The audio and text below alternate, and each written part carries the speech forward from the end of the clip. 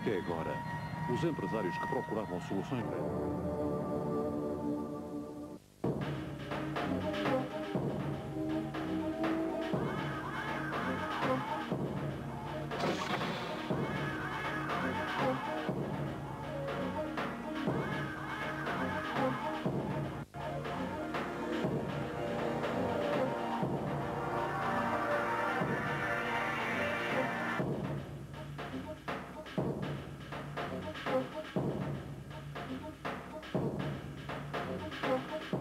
Túto fotografiu urobil môj manžel Laco Bielik 21. augusta predpoludním, čiže potom, ako vojska Varšavskej zmluvy vtrhli do Československa, aby ukončili tzv. Pražskú jar u nás v Československu. Môj manžel Laco Bielik bol fotoreportérom Smeny. Ten deň bolo to také strašné, že nikdy v živote sa na to nedá zabudnúť. Ľudia plakali, kričali. Mladí ľudia vytrhávali dlaždice z cesty a hádzali do tankov. To už potom bolo strašné, pretože tiekla krv.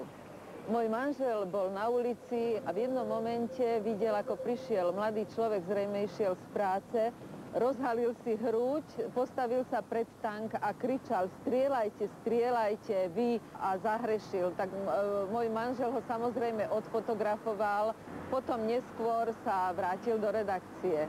Lenže odtiaľ nás už vyhnal jeden sovietský dôstojník. Potom sa ešte do redakcie bočnými vchodmi sa niektorí vrátili, zobrali materiál, odišli do niektorých bytov, tam vyrobili texty, vyrobili fotografie a práve táto fotografia potom bola 22. augusta 1968 na prvej strane ilegálnej Smeny. 20 de agosto de 1968, Praga encontra-se em estado de choque. Os tanques soviéticos invadem a capital às primeiras horas da manhã. Desde o início do ano, o país vive uma experiência única por detrás da cortina de ferro.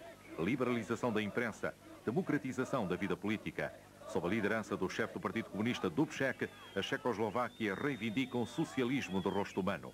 Em oposição aos soldados do Pacto de Varsóvia, encontra-se uma multidão de jovens que falam de resistência pacífica e de socialismo. Surgem as revoltas quando os tanques se apoderam da Rádio Nacional, a voz da Primavera de Praga. O sangue é derramado. Os soviéticos impõem a normalização.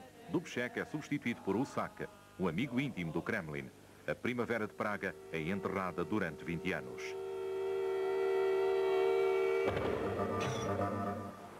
O homem nesta foto chamava-se Emil Gallo.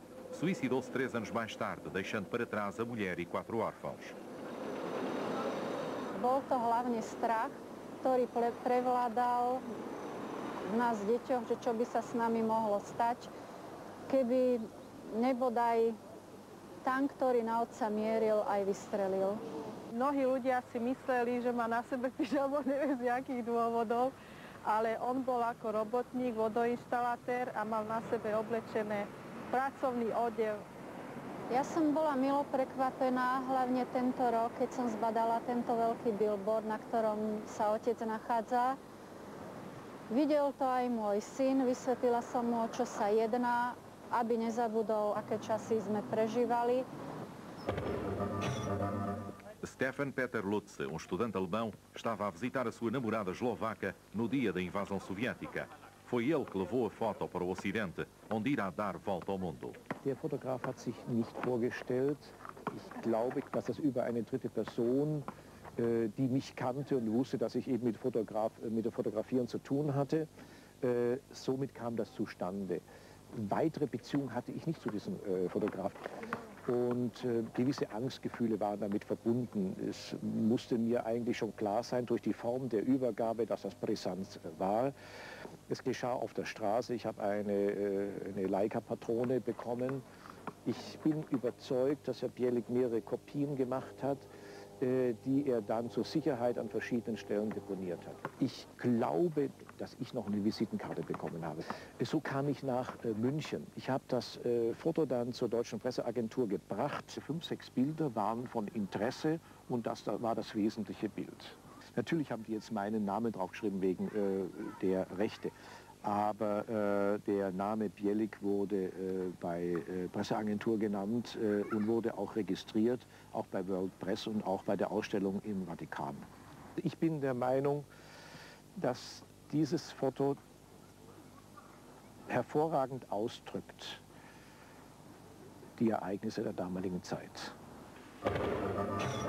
Ladislas Bielik é despedido do seu jornal após a normalização. A sua foto é reeditada após o colapso do regime comunista. Vidíš, toto si sa akože narodil. Vedela som, že všetko zlo, ktoré nás postihlo, je kvôli týmto fotografiám a preto som ho veľmi prosila, aby ich zničil, aby to vôbec nikomu neukazoval. Ale keď zomrel, začali sme ich hľadať, tak potom s mojím mladším synom sme išli do pivnice, kde sme odložili, keď zomrel, jeho mnohé negatívy. Vysypali sme to všetko tu na chodbe a začali sme hľadať. A potom Peter zakričal: mami, mám tanky, tak sme to našli. Som veľmi rada, že tá fotografia sa už môže objavovať a to znamená, že už žijeme v oveľa slobodnejšom svete.